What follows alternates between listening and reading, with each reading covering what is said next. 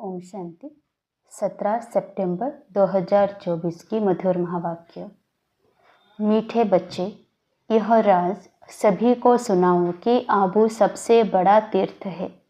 स्वयं भगवान ने यहाँ से सबकी सद्गति की है।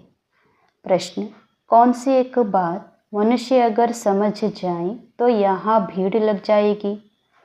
उत्तर: मुख्य बात समझ ले कि बाप ने जो राजयोग सिखाया था वह अभी फिर से सिखा रहे हैं।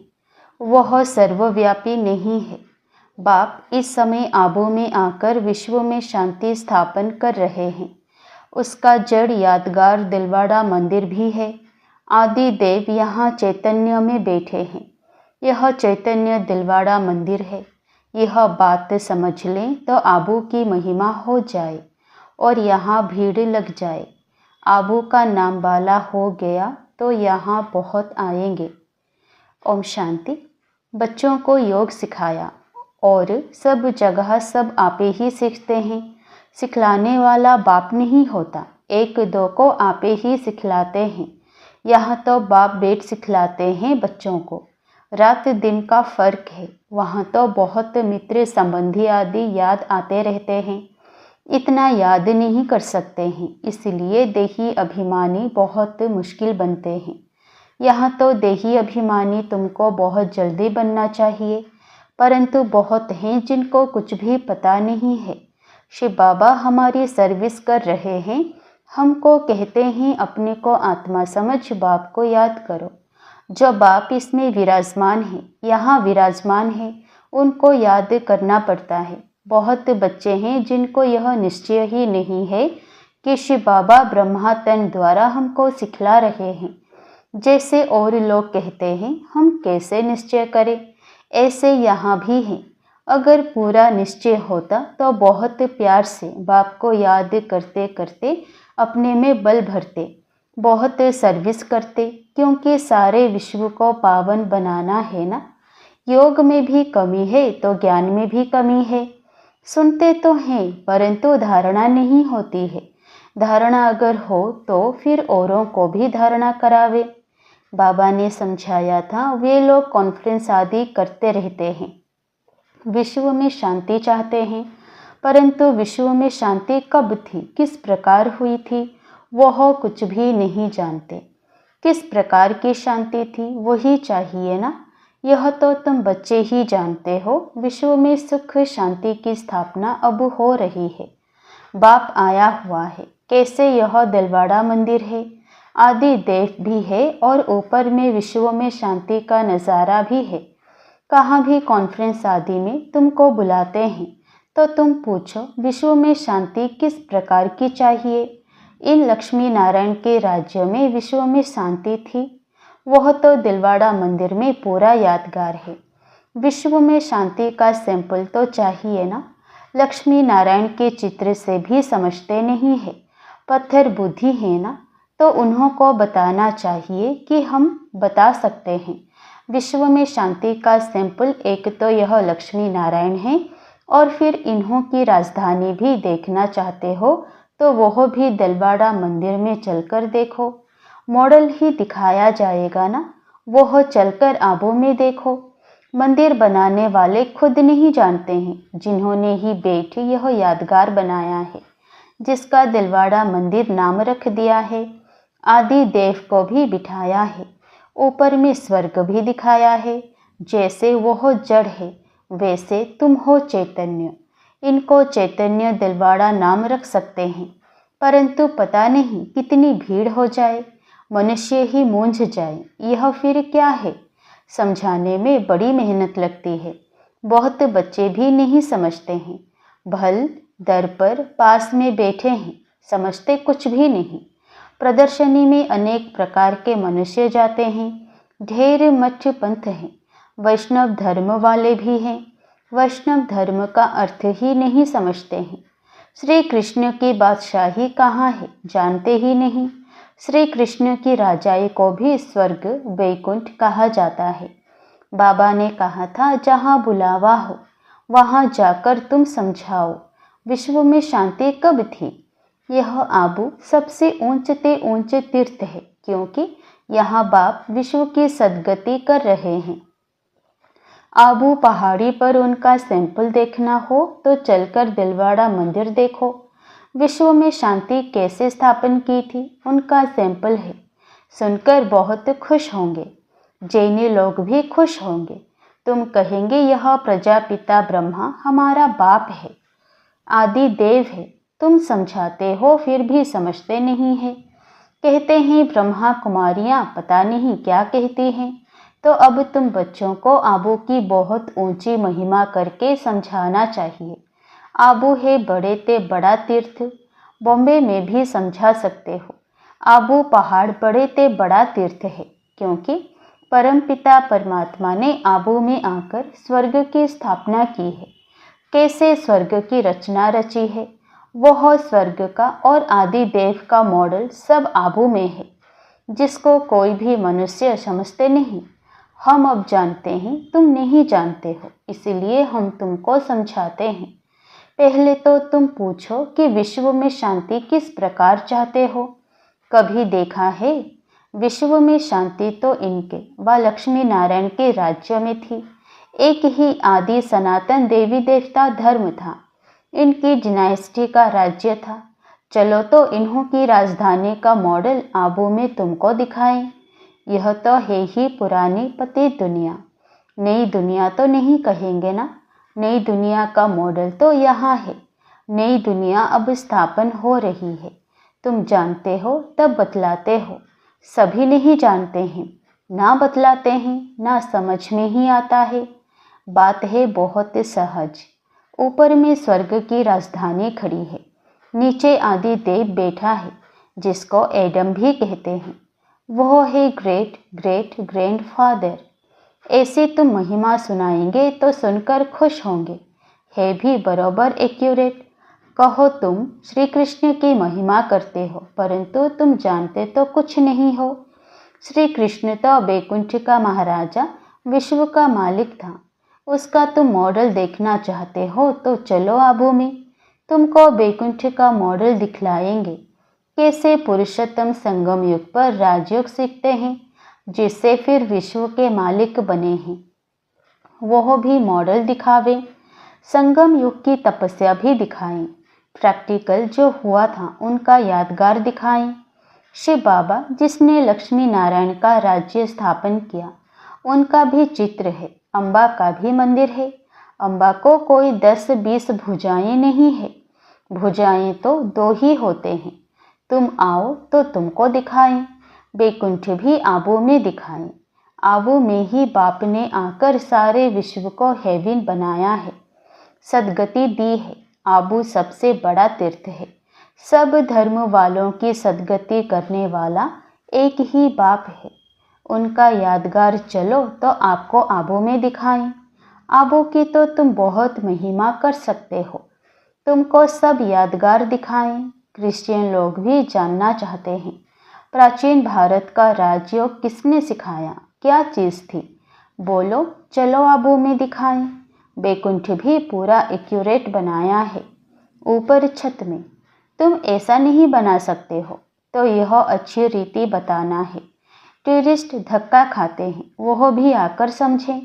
तुम्हारा आबू का नाम वाला हो गया तो बहुत आएंगे।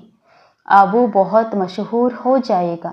जब कोई पूछते हैं कि विश्व में शांति कैसे हो, सम्मेलन आदि में निमंत्रण देते हैं, तो पूछना चाहिए विश्व में शांति कब थी, वह जानते हो? विश्व में शांति कैसे थी, चलो हम समझाएं। मॉडल्स आदि सब दिखाएं। ऐसा मॉडल और कहाँ भी नहीं है। आबू ही सबसे बड़ा ऊंचते ऊंच तीर्थ है, जिसमें बाप ने आकर के विश्व में शांति सर्व की सद्गति की है। यह बातें और कोई नहीं जानते।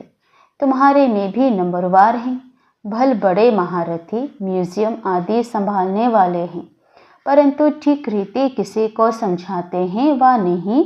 बाबा रीड तो करते हैं ना। बाबा सब कुछ समझते हैं, जो भी जहाँ भी हैं उनको समझते हैं। कौन कौन पुरुषार्थ करते हैं, क्या पद पाएंगे। इस समय अगर मर पड़े तो कुछ भी पद पा नहीं सकेंगे। याद की यात्रा की मेहनत वो समझ नहीं सकते। बाप रोज़ रोज़ नई बातें समझाते हैं, ऐसे ऐसे समझा कर ले आओ, यहाँ तो यादगार कायम है। बाप कहते हैं मैं भी यहाँ हूँ, आदि देव भी यहाँ है, बैकुंठ भी यहाँ है। आबू की बहुत भारी महिमा हो जाएगी। आबू पता नहीं क्या हो जाएगा। जैसे देखो कुरुक्षेत्र को अच्छा बनाने के लिए करोड़ों रुपया उड़ाते रहते हैं। कितने ढेर मनुष्य जाकर वहाँ इकट्ठे होते हैं। इतनी बदबू गंदगी होती है, बात मत पूछो। कितनी भीड़ होती है। समाचार आया था कि भजन मंडली की एक बस नदी में डूब गई। यह सब दुख है ना। अकाले मृत्यु होती रहती है। वहाँ तो ऐसे कुछ होता ही नहीं।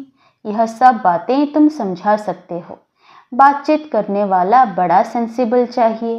बाप ज्ञान का पंप कर रहे हैं, बुद्धि में बिठा रहे हैं। दुनिया थोड़े ही इन बातों को समझती है। वो समझते हैं नई दुनिया का सैर करने जाते हैं। बाप कहते हैं यह दुनिया अब पुरानी गई की गई। वह तो कहते हैं 40,000 वर्ष पड़े हैं। तुम तो बतलाते हो कि सारा कल्प ही 5,000 वर्ष का है। पुरानी दुनिया का तो मौत सामने खड़ा है। इसको कहा जाता है घोर अंधियारा। कुंभकर्ण की नींद में सोए पड़े हैं। कुंभकर्ण आधा कल्प सोता था, आधा कल्प जागता था। तुम कुंभकर्ण थे। यह खेल बड़ा वंडरफुल है। इन बातों को सब थोड़े ही समझ सकते हैं। कोई तो ऐसे ही भावना में आ जाते हैं, सुनते हैं यह सब जा रहे हैं तो चल पड़ते हैं। उनको बताते हैं हम शिव बाबा के पास जाते हैं। शिव बाबा स्वर्ग की स्थापना कर रहे हैं। उस बेहद के बाप को याद करने से बेहद का वर्षा मिलता है। बस तो वह भी कह देते शिव बाबा हम आपके बच्चे हैं, आपसे वर्षा जरूर लेंगे। बस बेड़ा पार है। भावना का भाड़ा देखो कितना मिलता है। भक्ति मार्ग में तो है अल्पकाल का सुख। यहाँ तो तुम बच्चे जानते हो बेहद के बाप से बेहद का वर्षा मिलता है। वह तो है भावना का अल्पकाल के सुख का भाड़ा। यहाँ तुमको मिला है 21 जन्मों के लिए भावना का भाड़ा। बाकी साक्षात्कार आदि में कुछ है नहीं। कोई कहते हैं साक्षात्कार हो, तब बाबा समझ जाते हैं कुछ भी समझा नहीं है। साक्षात्कार करना है तो जाकर नौधा भक्ति करो, उससे कुछ मिलता नहीं है। करके दूसरे जन्म में कुछ अच्छा बन पड़ेंगे। अच्छा भक्त होगा तो अच्छा जन्म मिलेगा। यह तो बात ही न्यारी है। यह पुरानी दुनिया बदल रही है। बाप है ही दुनिया बदलने वाला। यादगार खड़ा है ना। बहुत पुराना मंदिर है। कुछ टूटता करता है तो फिर मरम्मत कराते रहते हैं, परंतु वह शोभा तो कम हो ही जाती है। यह तो सब विनाशी चीज़ें हैं। तो बाप समझाते हैं बच्चे, एक तो अपने कल्याण के लिए अपने को आत्मा समझ बाप को याद करो तो विकर्म विनाश हो। पढ़ाई की बात है। बाकी यह जो मथुरा में मधुबन, कुंज, गली आदि बेट बनाया है वह कुछ भी है नहीं। ना कोई गोप गोपियों का खेल है।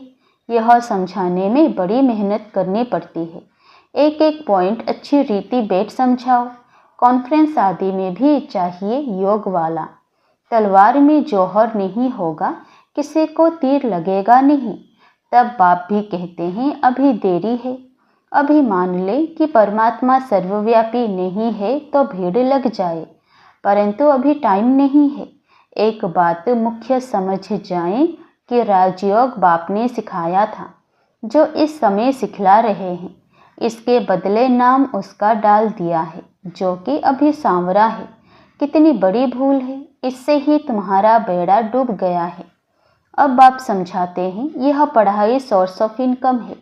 स्वयं बाप मनुष्य को देवता बनाने के लिए पढ़ाने आते हैं। इसमें पवित्र भी जरूर बनना है, देवी गुण भी धारण करने हैं। नंबरवार तो होते ही हैं। जो भी सेंटर्स हैं सब नंबरवार हैं। यह सारी राजधानी स्थापन हो रही है। मासी का घर थोड़े ही है। बोलो स्वर्ग कहा जाता है सतयुग को।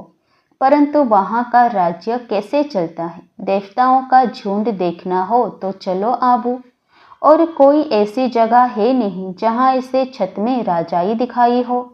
भल अजमेर में स्वर्ग का मॉडल है, परंतु वो हो और बात है। यहाँ तो आदि देव भी है ना। सतयुग किसने और कैसे स्थापन किया, यह तो एक्यूरेट यादगार है। अभी हम चैतन्य दिलवाड़ा नाम लिख नहीं सकते हैं। जब मनुष्य खुद समझ जाएंगे तो आपे ही कहेंगे कि तुम लिखो, अभी नहीं। अभी तो देखो थोड़ी बात में ही क्या कर देते हैं। क्रोधी बहुत होते हैं। देह अभिमान है ना। देही अभिमानी तो कोई हो ना सके सिवाय तुम बच्चों के। पुरुषार्थ करना है, ऐसे नहीं कि जो नसीब में होगा। पुरुषार्थी ऐसे नहीं कहेंगे, वह तो पुरुषार्थ करते रहेंगे। फिर जब फेल होते हैं तब कहते हैं तकदीर में जो था। अच्छा, मीठे मीठे सिकिलधे बच्चों प्रति माता पिता बाप दादा का याद प्यार और गुड मॉर्निंग। रूहानी बाप की रूहानी बच्चों को नमस्ते। धारणा के लिए मुख्य सार। पहला, देही अभिमानी बनने का पूरा पूरा पुरुषार्थ करना है। ऐसे कभी नहीं सोचना है कि जो नसीब में होगा। सेंसिबल बनना है। दूसरा, ज्ञान सुनकर उसे स्वरूप में लाना है। याद का जौहर धारण कर फिर सेवा करनी है। सबको आबू महान तीर्थ की महिमा सुनानी है। वरदान, एक बाबा शब्द की स्मृति से याद और सेवा में रहने वाले सच्चे योगी, सच्चे सेवाधारी भवो। आप बच्चे मुख से व मन से बार बार बाबा शब्द कहते हो। बच्चे हो तो बाबा शब्द याद आना या सोचना ही योग है, और मुख से बार बार कहना कि बाबा ऐसे कहते हैं, बाबा ने यह कहा, यही सेवा है। लेकिन इस बाबा शब्द को कोई दिल से कहने वाले हैं, कोई नॉलेज के दिमाग से। जो दिल से कहते हैं उन्हें दिल में सदा प्रत्यक्ष प्राप्ति, खुशी और शक्ति मिलती है। दिमाग वालों को बोलने समय खुशी होती, सदा काल की नहीं। स्लोगन, परमात्मा रूपी क्षमा पर फिदा होने वाले ही सच्चे परवाने हैं। परमात्मा रूपी क्षमा पर फिदा होने वाले ही सच्चे परवाने हैं। ओम शांति।